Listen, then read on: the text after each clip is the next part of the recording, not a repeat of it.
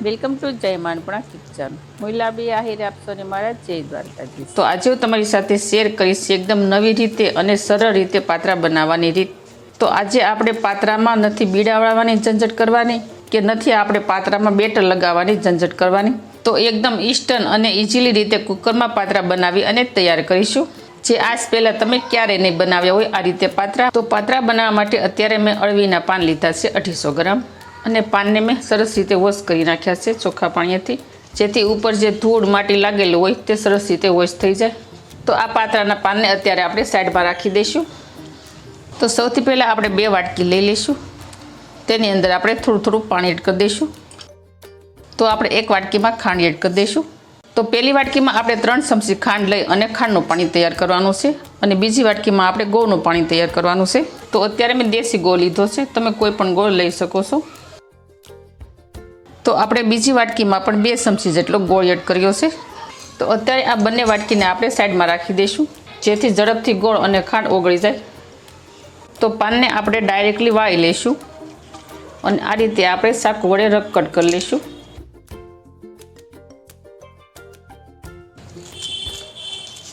અને ઉપરના ભાગમાં આ રીતની મોટી રગ હોય તેને પણ આપણે લઈ લેવાની આ રીતે. તો સેમ પ્રોસેસથી આપણે બધા પાનને આ રીતે રગ કટ કરી લઈશું. તો જો અહીંયા આપણે બધા જ પાનમાંથી આ રીતે રગ અલગ પાડી દીધી છે. જો પાનને આપણે આ રીતે કટ કરી લઈશું એકદમ પતલા પતલા. તો વિડીયો શરૂ કરતાં પહેલાં મારી તમને નિવેદન છે કે હજી સુધી તમે મારી ચેનલને સબસ્ક્રાઈબ ન કરી તો પ્લીઝ જય માનપણા કિચનને સબસ્ક્રાઈબ કરી દેજો, વિડીયોને એક લાઇક જરૂર કરજો, અને બાજુમાં રહેલી ઘંટડી દબાવી દેજો, જેથી મારી નવી રેસીપીના વિડીયોની નોટિફિકેશન આપ સુધી પહેલાં પહોંચે. પાનને આપણે ડાયરેક્ટલી બીજા વાસણમાં એડ કરી દઈશું. તો હવે આપણે લઈ લઈશું 1 વાટકી આદુ, મરચાં અને લસણની પેસ્ટ. આ પેસ્ટમાં 10 જેટલી લસણની કળી છે, 2 તીખા લીલા મરચાં છે, અને 1 ટુકડો આદુનો છે તે આપણે એડ કરી દઈશું. 1 મોટી ચમચી જેટલા તલ એડ કરી દઈશું.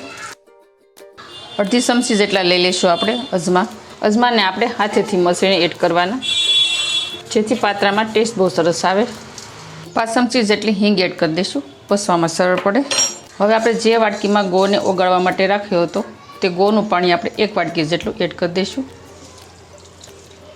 તો અત્યારે મેં ખટાશ માટે લીંબુ લીધું છે, તમે લીંબુની જગ્યાએ આંબલીનો પલ પણ એડ કરી શકો છો.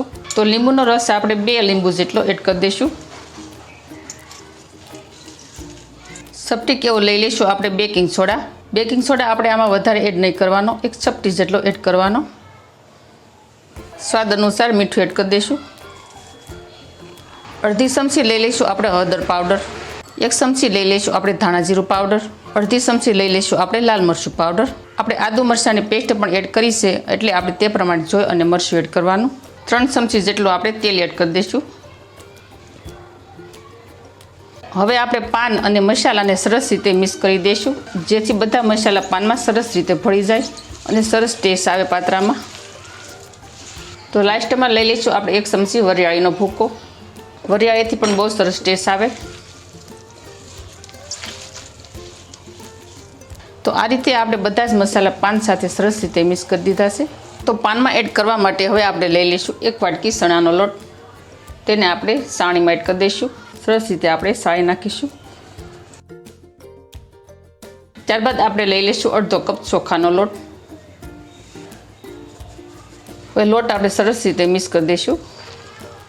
થોડું પાણી એડ કરી દઈશું. પાણી જરૂર મુજબ એડ કરવાનું, પહેલાં એકસાથે એડ નહીં કરવાનું, નહીંતર બેટર છે તે વધારે ઢીલું થઈ જશે. તો આપણે પાત્રા માટેનું આ રીતનું બેટર તૈયાર કરવાનું.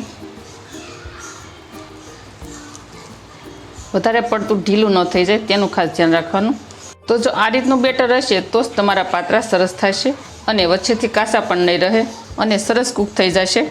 તો હવે આપણે કુકર લઈ લીધું છે, અને કુકરની અંદર આપણે જુઓ 1 ઇંચ જેટલું પાણી એડ કર્યું છે. પાણીને આપણે ગરમ થવા દઈશું. પાણી ગરમ થાય ત્યાં સુધીમાં આપણે આગળની પ્રોસેસ કરીશું. તો હવે આપણે લઈ લઈશું 3 ગ્લાસ. તો તમે જો વધારે બેટર બનાવ્યું હોય તો તમે વધારે ગ્લાસ લઈ શકો છો.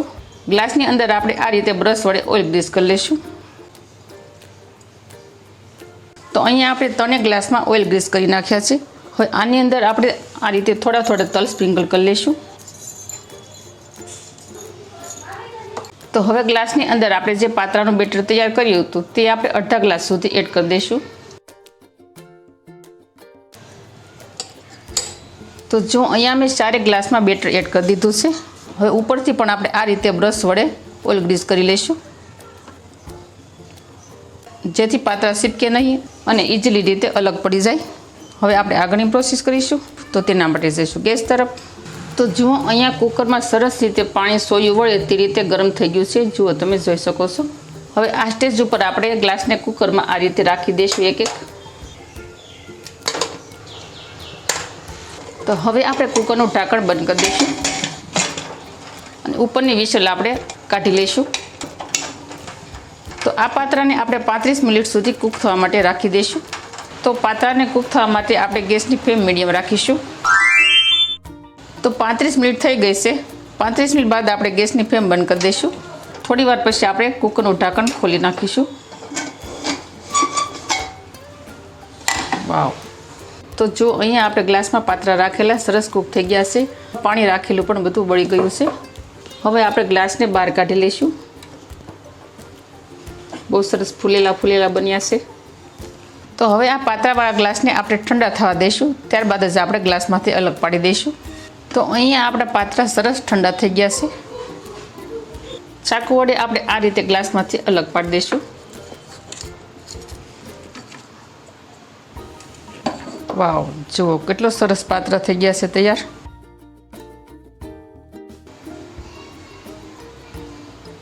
તો જો અહીંયા આપણે બધા પાત્રાને ગ્લાસમાંથી અલગ પાડી દીધા છે.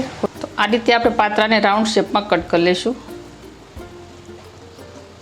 જો બહુ મસ્ત પાત્રા થઈ ગયા છે તૈયાર. જો જોતાં જ ખાવાનું મન થઈ જાય તેવા પાત્રા બન્યા છે ને. તો ફ્રેન્ડ, આજની આ રેસીપી કેવી લાગી તે મને કમેન્ટ કરી અને જરૂર કહેજો. અને તમે પણ આ રીતે પાત્રા ચોક્કસથી બનાવજો, બહુ સરસ તૈયાર થશે. તો તમે જો ડાયટ કરતા હોય ને તો તમે આ રીતે પાત્રા ખાઈ શકો છો. અને તમારે આ રીતે ન ખાવા હોય તો તમે આને વઘારીને પણ ખાઈ શકો છો, અથવા તો તમે ફ્રાય કરીને પણ ખાઈ શકો છો. ગમે તે રીતે ખાશો બહુ સરસ પાત્રા ટેસ્ટી લાગશે. તો અત્યારે હું આ પાત્રાને ફ્રાય નથી કરતી, આપણે પાત્રાને વઘારીશું. કેવી રીતે તે આપણે જોઈશું. ગેસ પર આપણે કડાઈ રાખી દઈશું અને 3 ચમચી જેટલું તેલ એડ કરી દઈશું.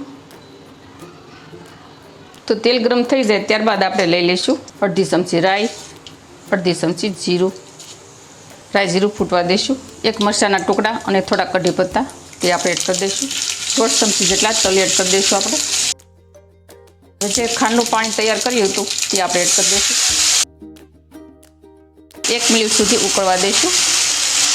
તો 1 મિનિટ સુધી ઉકળી જાય ત્યારબાદ આપણે કટ કરેલા પાત્રા એડ કરી દઈશું. આ રીતે અડધા લીંબુનો રસ એડ કરી દઈશું ઉપરથી, બહુ સરસ ટેસ્ટી લાગે. હવે આથી આપણે મિક્સ કરી દઈશું. ઉપરથી થોડા ધાણા એડ કરી દઈશું. હવે આ સ્ટેજ ઉપર આપણે ગેસની ફ્લેમ બંધ કરી દઈશું. તો અહીંયા આપણા ઇન્સ્ટન્ટ એવા અળવીના પાત્રા થઈ ગયા છે તૈયાર. તો આ પાત્રાને આપણે પાથરવાની કે બીડા વાળવાની ઝંઝટ કર્યા વગર પાત્રા બનાવી નાખ્યા છે. તો તમે પણ આ રીતે પાત્રા બનાવજો, બહુ સરસ ટેસ્ટી થશે અને બધા જ ખૂબ ખાવાનું પસંદ કરશે. તો અત્યારે વરસાદની સિઝનમાં તમે જો આ રીતે પાત્રા બનાવીને ખાવ ને તો ખાવાની ખૂબ મજા પડે છે. બહુ સરસ ટેસ્ટી બન્યા છે. તો મારી આવી જ નવી રેસીપી શીખવા માટે જય માનપૂર્ણા કિચનને સબસ્ક્રાઈબ કરી દેજો. વિડીયોને એક લાઈક જરૂર કરજો અને ફ્રેન્ડ અને ફેમિલીમાં વધુને વધુ શેર કરજો. આવજો, ફરી મળીશું આવી નવી રેસીપીઓ સાથે. ત્યાં સુધી થેન્ક યુ. જય દ્વારકાધીશ, જય સિયારામ, ધન્યવાદ.